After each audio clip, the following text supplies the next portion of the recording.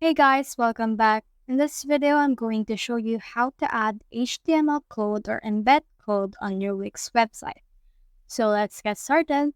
So as of right now, I'm on the Wix Editor right here, and then from in there, just click on this plus icon. Now, once you have clicked on that, you should be able to see all the elements that you can add on your website.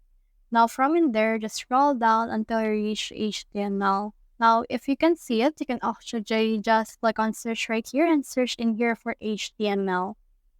Now, once you have searched for HTML, you can see this embeds right here. It's under the embed code and the popular embeds. You can see this embed HTML. So just click on this plus icon right here, and then you should be able to add it to your website. So you can also just click on just drag this if you want. But first, let's just click on this plus.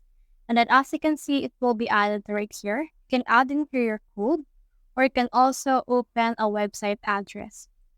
So I have here an HTML code. So let's right click on that and then open it through Wix.